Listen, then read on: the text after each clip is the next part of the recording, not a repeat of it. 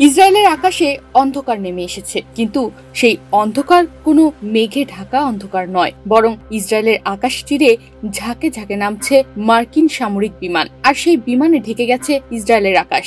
আর এই প্রতিটি বিমানে রয়েছে ভয়ঙ্কর সব বাংকার বাস্টার বোমা। কিন্তু গত 24 ঘন্টায় ইসরায়েলের বুকে কেন নামলো 9টি মার্কিন যুদ্ধ বিমান? এটা কি ইসরায়েলের বিরুদ্ধে নতুন কোনো যুদ্ধের প্রস্তুতি? চলুন জেনে নেই সেই অজানা গল্প, যা আপনার চোখ খুলে দেবে এক ভয়ঙ্কর গোপন পরিকল্পনার দিকে।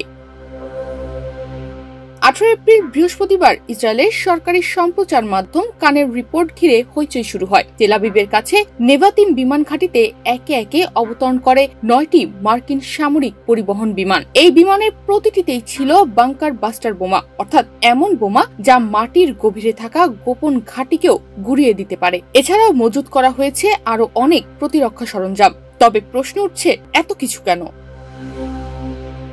ইরান ও আমেরিকার সম্পর্ক দীর্ঘদিন ধরেই উত্তেজনাপূর্ণ ছিল। বিশেষ করে ইরানের পারমাণবিক কর্মসূচি নিয়ে রয়েছে বড় ধরনের উদ্বেগ। তেহরান দাবি করছে তারা শান্তিপূর্ণ উদ্দেশ্যে পারমাণবিক প্রযুক্তি ব্যবহার করছে, কিন্তু ওয়াশিংটন এবং তেল আবিব বলছে এটা আসলে এক ছলনা। তাদের ধারণা ইরান গোপনে পারমাণবিক অস্ত্র তৈরির চেষ্টা করছে, আর যদি তাই হয় তাহলে আমেরিকা ও ইসরায়েল মিলিতভাবে ইরানের ঘাঁটিগুলোর ওপর হামলার পরিকল্পনা করছে, এমনটাই ধারণা বিশ্লেষকদের।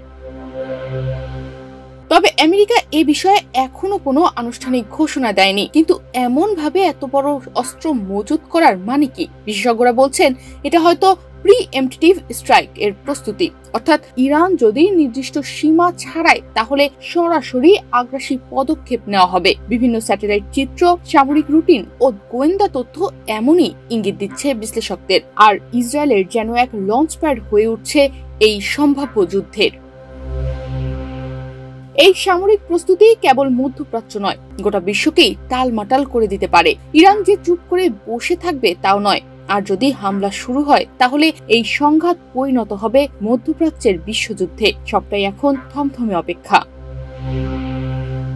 ইতিহাস বলে, যখন শান্তির দরজা বন্ধ হতে থাকে তখন যুদ্ধের পদধ্বনি শোনা যায়। ইসরায়েলের মার্কিন সামরিক বিমানের এই রহস্যময় আগমন কি সেই সংকেত দেয়, নাকি এটা শুধুই কৌশলগত মহড়ার অংশ? তবে বিশ্লেষকদের মতে এসব ঘটনা একটাই ইঙ্গিত দেয়, বিশ্ব বড় কিছু ঘটনার দোরগোড়ায় দাঁড়িয়ে আছে। তনিমা রহমান, বাংলাদেশ প্রতিদিন।